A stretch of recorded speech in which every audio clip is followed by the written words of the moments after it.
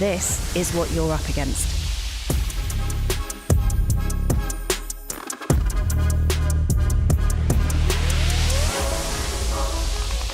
Supply constraints. They span industries, where delays aren't measured in days, but in lives. Where demand can shift instantly.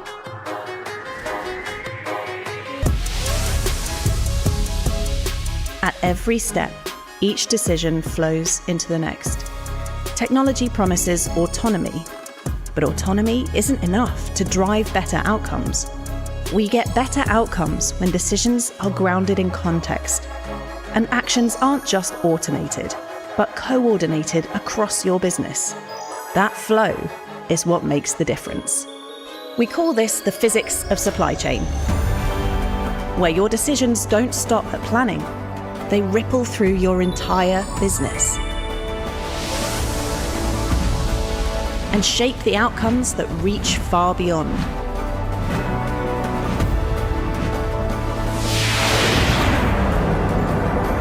This is how we make decisions that matter, so that outcomes follow. And it all starts here. Welcome to Kinexions 26.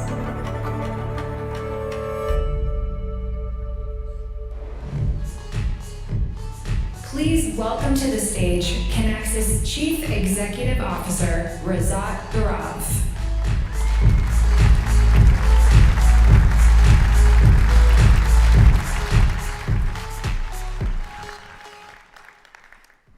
Good morning.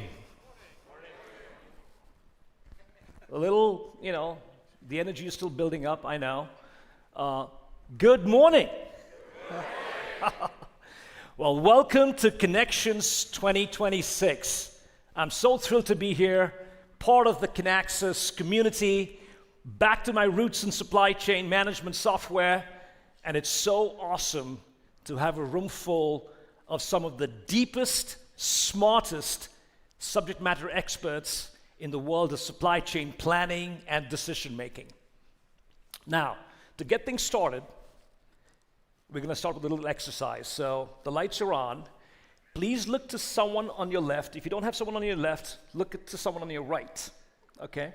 And over the next 2 minutes, I'd like for you to share two things. One, what has been the biggest pain point you've had in the last 12 months, or the last 6 months, or the last 3 months? And what is the one thing you see as a huge opportunity that you're most excited about? Okay? So you're all sitting next to each other. Look to your left, to your right. Let's get this going. Okay? What's your challenge? Okay?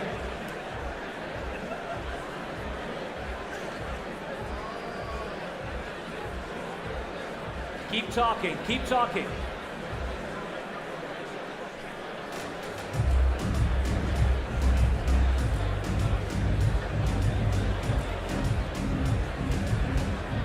Keep talking, people.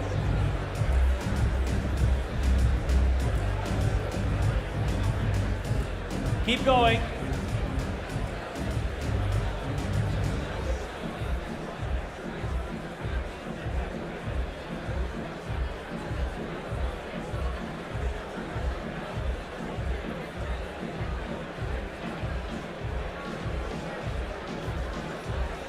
Last 20 seconds. Last 20 seconds. Wrap it up.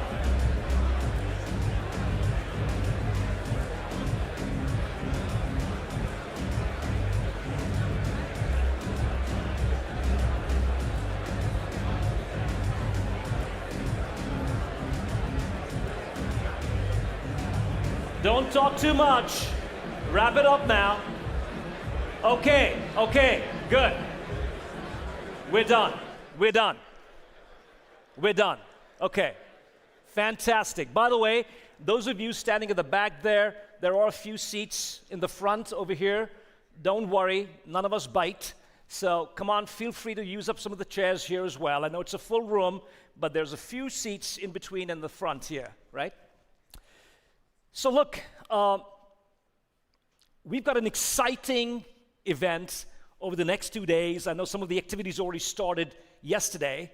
And we've got a great lineup of speakers, presenters. A lot of our customers are presenting. A lot of our partners are presenting. It's going to be a fantastic 2 days of learning, connections, right? And an incredible opportunity to really get a glimpse into where we are today as Kinaxis and where we're going in the future, right? But let me start with, where are supply chains today, right? And I've grown up in this space over the last 28 years. Many of you here in the room, in fact, most of you here in the room are practitioners, and things are very fluid. It feels like I've been talking about this for 20 plus years, that volatility is growing, variability is growing, all that is happening. However, the one thing that I see that is different today than, let's say, 10 years ago, is that the pace of change has grown exponentially. No matter what industry you're in, whether you're in, the oil and gas industry, or in life sciences, or in automotive, or in high tech, or in CPG, right? Or industrial manufacturing, your pace of change has grown, and there's volatility on the demand and on the supply side, right? Many of those things are caused by tariffs. Last year, around this time, everyone was talking about tariffs. There have been issues with different, blockages, in different shipping routes. More recently around, of course, the Strait of Hormuz. There have been different disruptions being caused by natural disasters. There's union strikes. Supply chains are an operational environment, right? And things have been very fluid. By the way, good news for you, bad news for you, things are not going to get stable all of a sudden, right? It's what Ray Kurzweil taught us. The rate of change is exponential. It's not linear, right? And so we have to be prepared to deal in a world where there's going to be continuing variability. There's going to be continuing fluidity, right? Now, how do we all deal with this, right? And I've been a student of supply chains for 28 years. All of you are practitioners and students as well. Some of you are teachers. Many of you are teachers in the room here. And one of the analogies I'd like to understand is, what is the physics that governs a supply chain? Right? Supply chains are not in the ether, they're not in the cloud. They're in the physical world, right? Supply chains exist on shop floors, factory shop floors, in distribution centers and warehouses, on dock doors, on pallets, on containers. There's flow happening all across the supply chain. There are constraints, there are operational constraints, like line level production capacity levels. What dock doors can accept what truck types, right? What materials can be combined together when you're shipping things together? There are physics that govern the constraints, the interdependencies. You make a change downstream to your demand patterns, how should that impact your upstream production plans? You have an inbound delay in material availability, how does that impact your ability to fulfill orders to customers? This is a network. It's a complex network, right? And we at Kinaxis have been studying this for decades now. We at Kinaxis have been working on reflecting digitally this concurrent supply chain, incorporating the physics of the supply chain. So when we think about applying intelligence, which all of us have been applying intelligence, using optimization, heuristics, machine learning techniques, and now more recently, in applying generative AI and agentic AI, you cannot do that without understanding the physics of the supply chain, And that's really important to understand. So a good analogy, a simple analogy for me is, let's say you have really high-tech machines. Like, let's say you have a Tesla car, or you have a Porsche or a Ferrari, and you drop it in the jungle. It's not going to go very far. is not going to be able to perform. For that intelligent vehicle to perform, you need roads, you need paved roads, you need guardrails, you need traffic rules, right? It's the same thing in the world of the supply chain network. You need the context and understanding of the physics of the supply chain for these intelligent agents, for these intelligent algorithms to be able to navigate through the plethora of data, the plethora of policies that govern all supply chains that are represented in this room here. Now, as we talk about that, we also know, and again, this is something that, we've all been studying and learning, right? Decisions are important, but decisions are not always connected to outcomes. Because in between, you've got to take actions. You've got to execute, right? And supply chains have been designed for many years in functional processes. The whole plan, buy, make, move, deliver, return construct, right? Systems have been developed to enable these different processes in disparate ways. Data sets exist in supply chains, not in one single system. There is no one single system of record in the supply chain. And by the way, when I say supply chain, my definition of supply chain is the end-to-end operations, from the supplier to the customer's customer, and everything in between. It's the gory guts of the operations of an enterprise, right? Data exists. Data that is enabling the end-to-end operations exists in tens, in many of your organizations, in hundreds of different applications, right? So how do you bridge the disconnect? And by the way, there are disconnects also in the time horizons, right? Because you've got to make decisions that are very strategic in nature because they're very capital intensive. They'll be implied over multiple years, especially location decisions, CapEx decisions, design decisions. You've got to make decisions more in the mid to near term over the next 6, 12, 18 months. And you've got to make decisions in the very near real-time term. Think of a production schedule, the next few minutes and hours, or the next day, right? All these decisions have to be connected across time horizons. So part of the challenge is there have been disconnects in systems, in processes, in data sets, and in time horizons, right? So what are we've been studying about this for a long time, and our conclusion is very simple. Our conclusion is that planning remains the foundation. We at Kinaxis, we have been very much rooted in the fundamentals of planning, and we'll talk more about that. But planning alone is not enough to drive the outcomes.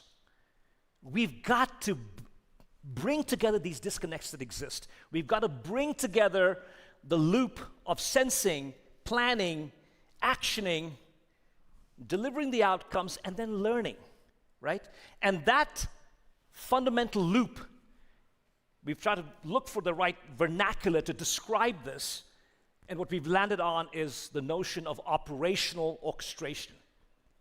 Now, orchestration is a term that is getting used by a lot of people today. A lot of, other software companies are using it. A lot of other consulting firms are talking about it. And by the way, everyone is talking about orchestration in different ways. But what does it really mean for us in the context of end-to-end operations, in the context of end-to-end supply chains? It's really about connecting the dots between designing, planning, executing, and delivering, and learning. That learning cycle is very critical, right? It's not just balancing demand with supply, but it's closing the loop with delivering on outcomes. And what are outcomes in the context of the supply chain? Outcomes are back to the first principles of looking at cost, service, cash, or capital, because inventory is a big part of that, and risk. Risk is becoming a bigger and bigger factor. Part of the cost is not just the operational cost, but also the cost in terms of carbon emissions, right? And so these are the fundamental outcomes that all of us as supply chain professionals are trying to drive in organizations. And how do you synchronize these capabilities? How do you synchronize this loop in a way that it functions like an orchestra, right? Now, to go back a little bit more detail into the first principles of this, right? Let me describe a few more dimensions and some other attributes between, let's say, traditional planning and what we think of as operational orchestration. In traditional planning, we've always been balancing demand with supply. By the way, we need to continue doing that. But that is not enough. With operational orchestration, we have to have an outcome orientation, right? We cannot forget, while trying to balance demand and supply, what is the impact on cost, cash, service, risk, right? In terms of the approach we use, we're not just doing the plan, buy, make, deliver kind of siloed decisions. Many of the systems, many of the organization structures have been designed around that. Now, many of you in the room have actually evolved beyond that into creating a network planner role. Now, not all of you have done that, by the way. Some of you have, right? And those supply chains are seeing the results. But in the world of operational orchestration, you're really looking at how do you bidirectionally synchronize and orchestrate, right? Bidirectionally, right? Because in supply chains, information and data and signals don't just flow in one direction.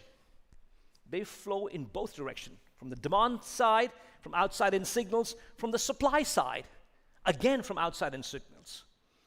Attributes, you don't have just fixed supply. You're not dealing with fixed lead times. You're not dealing with fixed demand.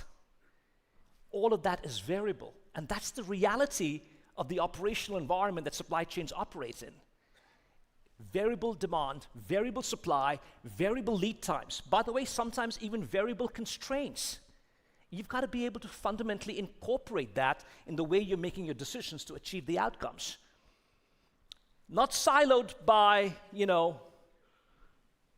by the systems you have, by the data sets you have, by the processes you have, or the time horizons. You've really got to synchronize this across those different elements, like I talked about earlier. And then finally, the personas. Traditional planning has always had planners. Our fundamental belief is that the role of the planner is going to evolve. And let me share the good news with all of you. The role of the planner is not going away in our point of view. However, the role of the planner is not going to remain the same as it has been. It needs to evolve into an orchestrator, a network orchestrator, right? Where planners are not just doing all the work by themselves. They've got co-workers that are digital agents, right? And we'll talk to you about what are we doing in that journey to help enable that. So quite a few different contrasts between traditional planning and operational orchestration. This is really important because this is influencing our thinking in how we are investing in our underlying platform, how we are investing in our underlying R&D infrastructure and on our roadmaps. So now when you think about, going from here, let's think about how all these things come together in an organization. When you think about supply chains, end-to-end operations, there are a multitude of sub-processes and a multitude of systems that underpin them, right? And this is just showing a little representation of that on the chart here, right? A combination of these processes have to be stitched together to make decisions and to deliver the outcomes. And by the way, all of this is constantly morphing and changing.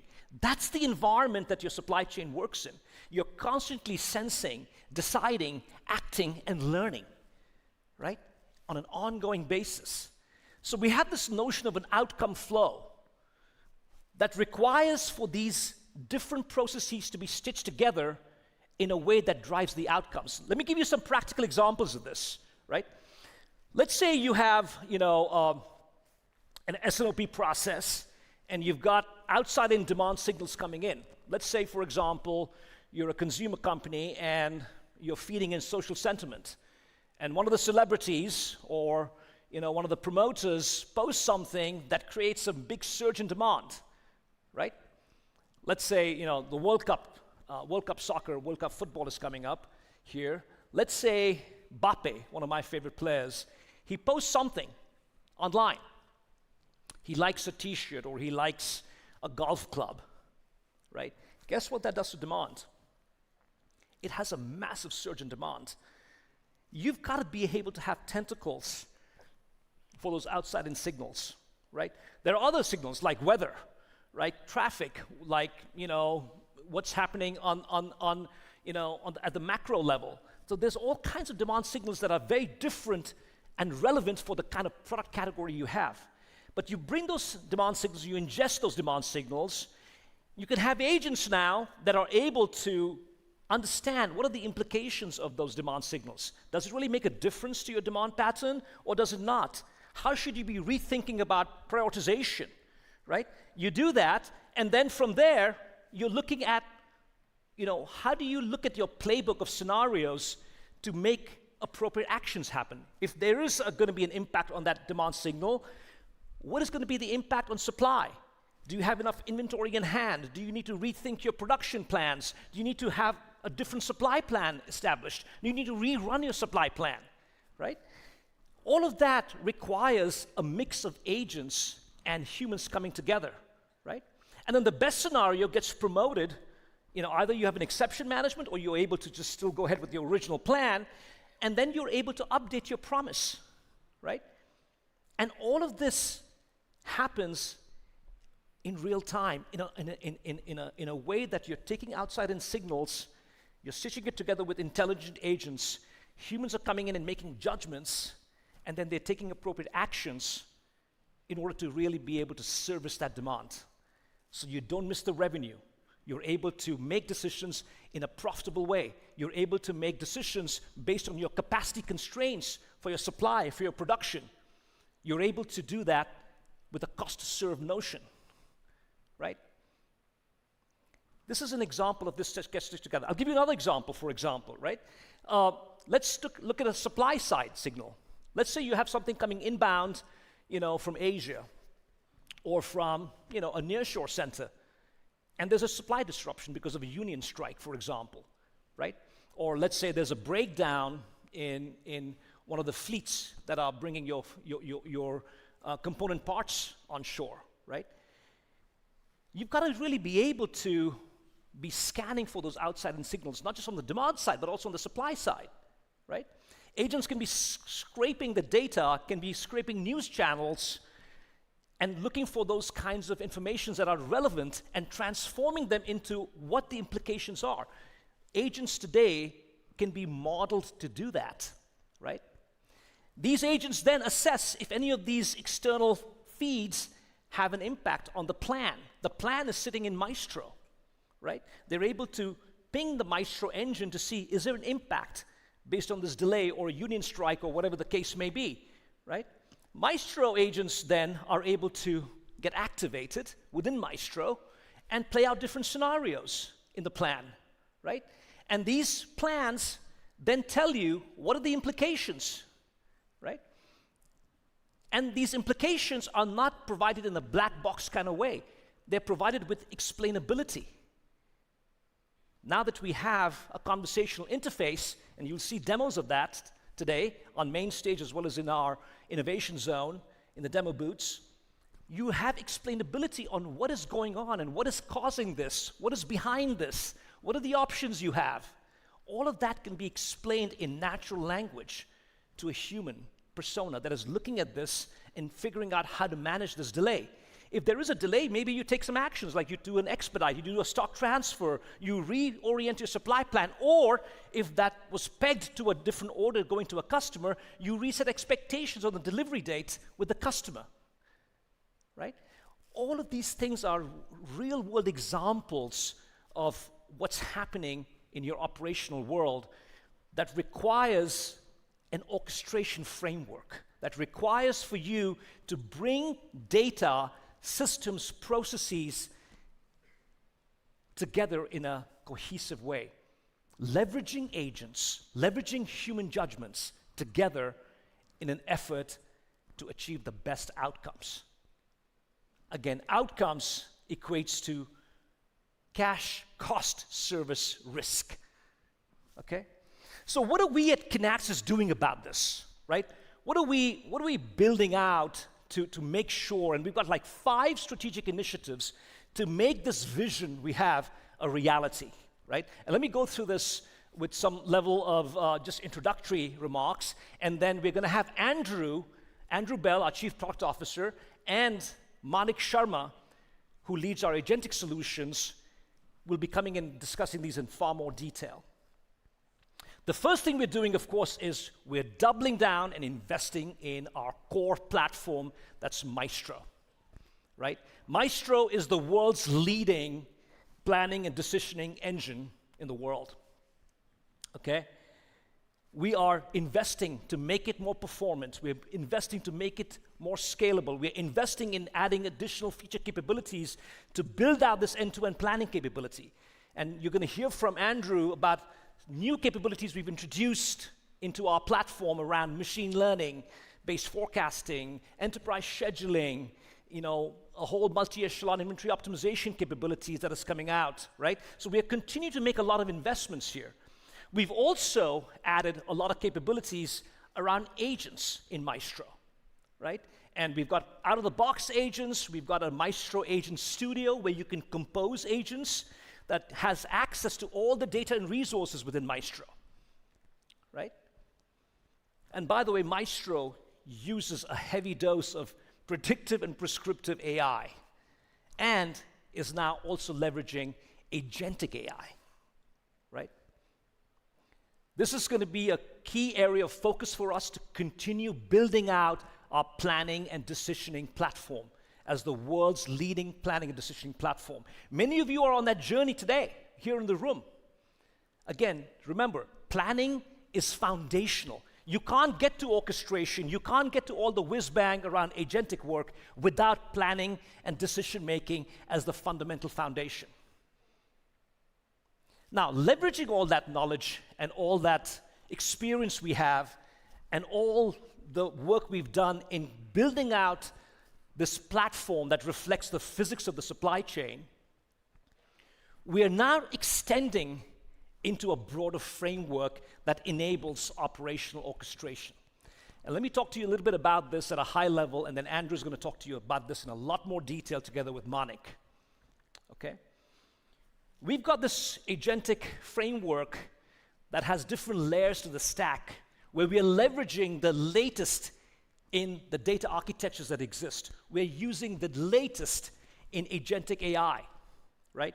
The first layer to this is our data fabric, where we can ingest data not only from Maestro, which is the world's leading supply chain planning and decisioning solution, it's also the system of record for planning, right? But we can also ingest data from your other systems across that end-to-end operations. Remember, data exists in your TMS, in your WMS, in your order management systems, in your ERP systems, in your sourcing systems, in your financial systems. We're able to bring all that data into our data fabric. It's built on top of Databricks. We are then adding a layer that is what we're calling semantic intelligence. By the way, for those of you in supply chain, I did not know what semantic and ontology layers meant till a few years ago. But it's really important we try to figure this out. Laura Cesari, who's here somewhere, used to try to teach me this 7, 8 years ago. I didn't get it. I finally figured it out a few years ago on why this semantic and ontology layer is important. It's important because data exists in so many different systems. You think of an item, right? It can be represented in 3, 4, 10 different ways. You think of a location, it can exist in different systems in different ways. You need a master data layer, right? Across those systems. If you want to be able to build composite solutions, if you want to be able to build composite agents, they need to be able to know that item A, B, C are the same thing. Or they're not. You need a common layer of master data. You also need a layer that helps you understand how these different data elements interrelate to each other. That's the ontology, right? How do they interrelate to each other? What are the constraints? What are the inclusions? What are the exclusions? If you do this here, what happens there? Everything is interconnected in the supply chain world. So we're abstracting this semantic and ontology layer, and I'm sorry I'm using that term. People give me a hard time, you're getting too technical, Razat. Well, I'm an engineer, and we're a technical company. Welcome to Kinexions. Right?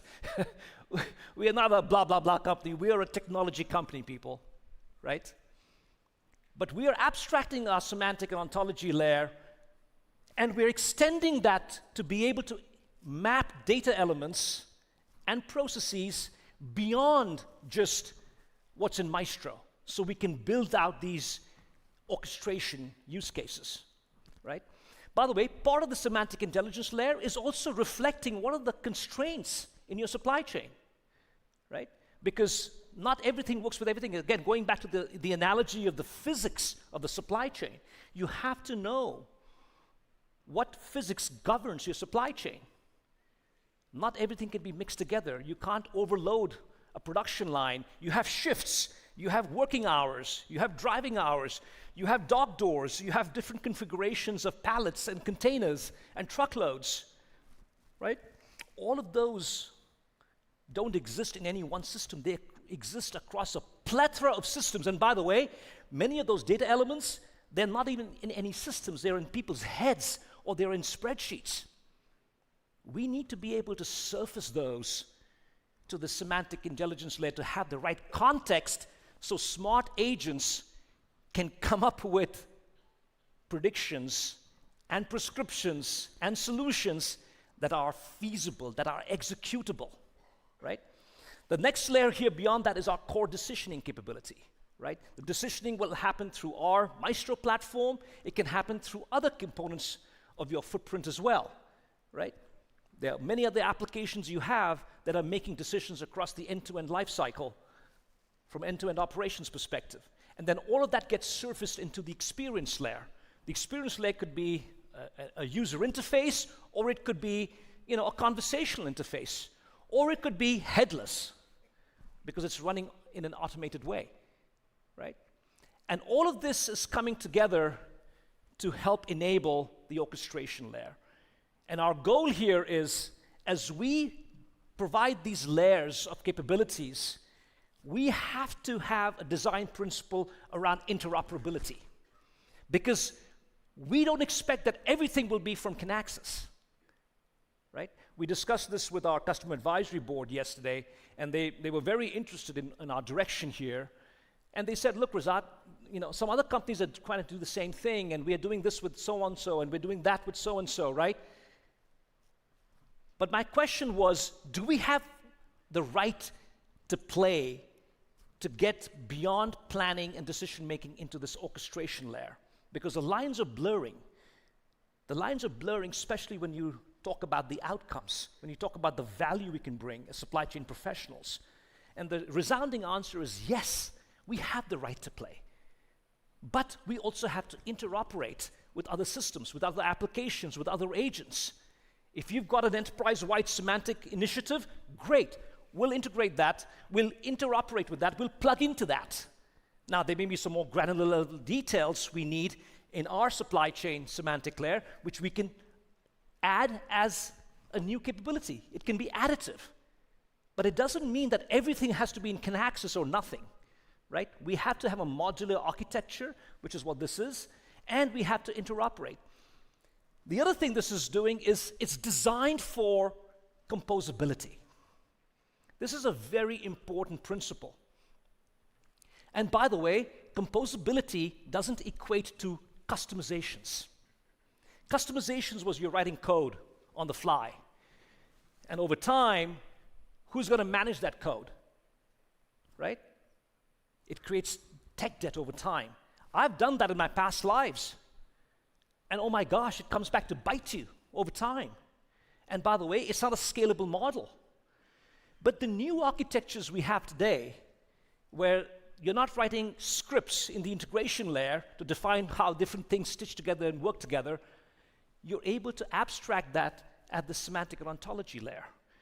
You could be doing some things that are more configured to your specific needs, but you're stitching these things together in modules like Lego blocks.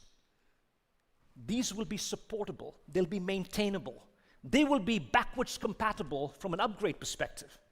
So that's a very important design principle around composability. And it's designed for extensibility, right? Today you could be looking at a use case that is very planning-centric, demand planning, supply planning, inventory, production, etc. Tomorrow you may be looking at something that combines production planning with sourcing. Or you could be looking at combining something from, the way you're doing your supply plans with your transportation plans. That's something that I've been dreaming for a long time. So this is designed to stitch together composable use cases in an extensible way, right? And we're on this journey. This is a really important initiative for us, and you'll hear a lot more about this from Andrew and Monik. We're not going to do this by ourselves, people. This is a very ambitious direction we're taking. And a key enabler for this is going to be our partner ecosystem, right? This is designed for being an open system that interoperates with multiple systems, where we are ingesting our partner ecosystem and we are leveraging the capabilities, technology capabilities, functional capabilities, delivery capabilities as we go to market. Of course, we are leveraging multiple LLMs in this mix. From a generative AI perspective, we have a mix of ChatGPT from OpenAI, Claude from Anthropic, Google Gemini, and if you have others, your own, you can bring those as well, right? We've got some really important technology partnerships. Of course, the hyperscalers we work with, which includes Google and Microsoft. But also we've got an interesting emerging partnership you'll hear more about with NVIDIA. We've been building out our entire data fabric on Databricks. It's something we announced a year ago, and you'll hear more about that from Andrew. So we've got some important technology partnerships, and you can expect that we'll really deepen these relationships and harness each other's capabilities. And in many of these situations, we're doing joint research. We're doing joint innovation work with them. NVIDIA is a good example of that. Google is another good example of that. And then we've got our solution extension partners, and this just a sampling of those here on the slide, where we've got capabilities being brought not just by Kinaxis, but by our partner ecosystem. And these partners are experts in specific subdomains that, again, works and interoperates with the Kinaxis platform. My vision is that in the coming months and years, we'll have more partners developing on the Kinaxis platform, that they'll be co-innovating on the Kinaxis platform. My challenge to our team is that next year we have a DevCon where we have examples of partners that have developed innovative capabilities on the Kinaxis platform. Okay, this is a really important part of our ecosystem. And last but not least, we have really important relationships with our consulting and SI partners. We couldn't scale our business without the help of these partners, right? They play a very important role both in the implementation work, the ongoing sustainment work, but also in the underlying capabilities required to transform your ways of working. How do you shift your operating model for the future? How do you redesign your processes? How do you rethink your organization structures? How do you align incentives between manufacturing, distribution, and fulfillment? There's a lot of management consulting work that goes on in the type of work we do. So the partner ecosystem we have is really important. We are doubling down in really enabling this partner ecosystem as well. We're also announcing that we are launching an FDE motion, forward deployed engineering motion. And let me spend a little bit of time describing what that means. This is a buzzword, again, that many people are using. Let me help you understand what it means to Kinaxis. And again, Monik is going to talk a lot more about this in more detail. We have our normal ways of working and our normal engagement model with our customers, where you know what your requirements are, you know what your feature function requirements are, you come to Kinaxis, We help you model those. We scope it out in a statement of work. We deliver on that as a project. That work will continue. And many of you are on that journey in deploying our end-to-end planning solution and different components of our planning solution with Maestro as part of that.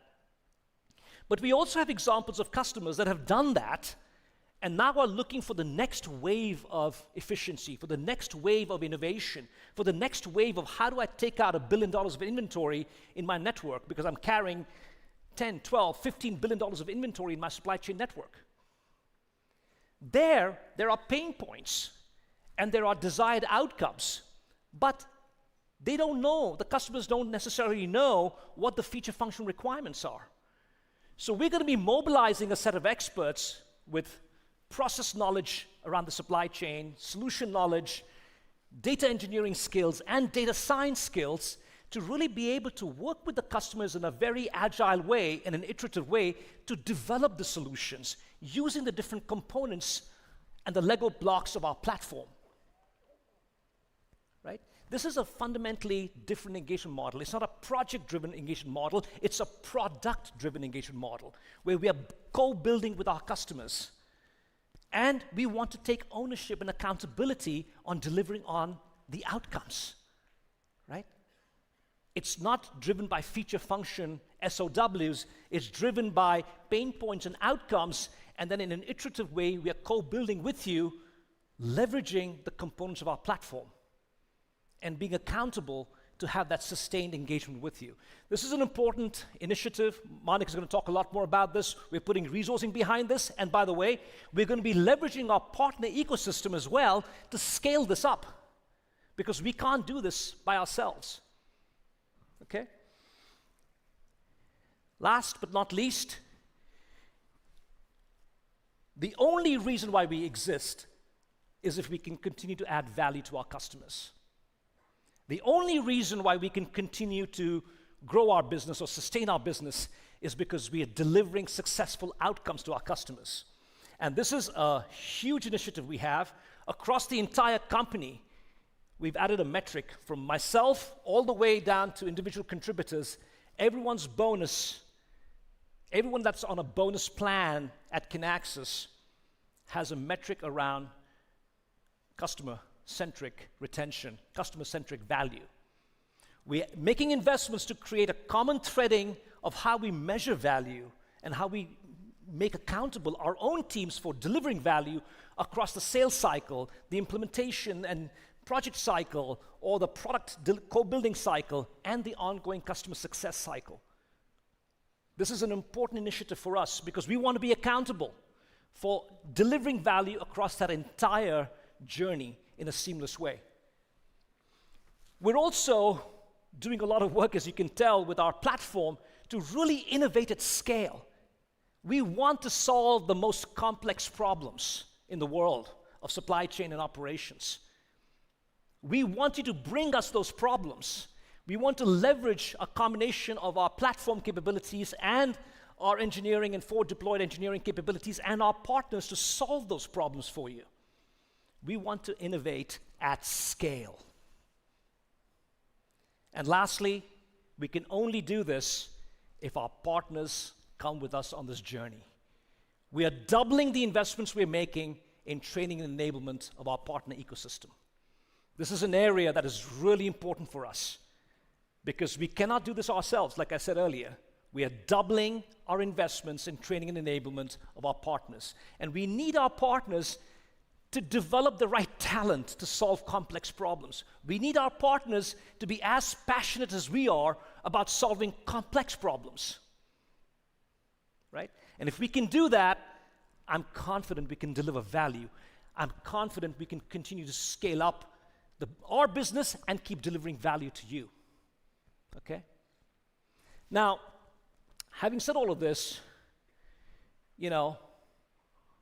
we want to be open. We want to be available. My listening and learning doesn't stop after my first 90 days at Kinaxis. It's a continuous process. We know we can improve on many fronts. We are open for feedback. We're open to learn from each of you. Here's an email address. You can reach out to me directly. There's a QR code for this as well. Anyone across our customer base, our partner ecosystem can reach out to me directly. And we commit to you, we'll be scanning through this periodically, and we will get back to you within 2 to 3 days or less. Okay? This is a community. We are entering into an era when not any one person or any one organization knows all the answers. We have to learn from each other as a community.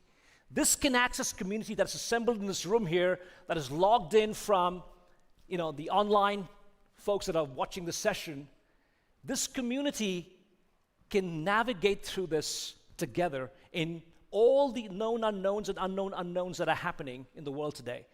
How we navigate through the technology shifts, how we navigate through the supply and demand volatility, how do we navigate through increasing levels of productivity improvements, how we navigate through all the shifts that have to happen in the era of AI. We want to create this community. We want to learn from you. We want to hear from you together and to cross-share those learnings as well. And you'll see us making more investments in that area to really foster that community as well. Okay? Now, and I know I'm a little over time here. Why is all this important? This is important for a simple reason, because the prize is big. The prize is big. There's over $17 trillion of inventory stuck in the world supply chains. Okay? Just here in this room, if you look at the companies represented in this room, there's over $450 billion of inventory stuck in your supply chains. We impact that by 5%, by 10%, by 15%. The prize is big. You don't believe that number? Cut this in half. It's still a big number. This is important stuff. But frankly speaking, it's not only about dollars and cents. It's not only about financial outcomes. The work we do in supply chain management, the work we do in enabling those end-to-end operations is important for the world, and it's important for humans. It's what brings food to the table. It's what provides care for patients in hospitals. The stuff we do is important, and the decisions you make matter. Your decisions matter. Ultimately, all this work we're doing with technology, with AI, if it doesn't create marginal value for the humans in the supply chain, I don't believe it'll have a sustained, lifespan. It has to create marginal value for humans. And I know people are paranoid about their roles and are there going to be job losses. Every big technology innovation shift has resulted in new jobs being created. I don't think this will be a change. There will be new jobs. There'll be jobs and roles created. There'll still be a role for humans in the supply chain. And ultimately, supply chains are the operating system for the world. It's what brings food to the table. It's what provides care for patients in the hospital. It's what impacts the environment.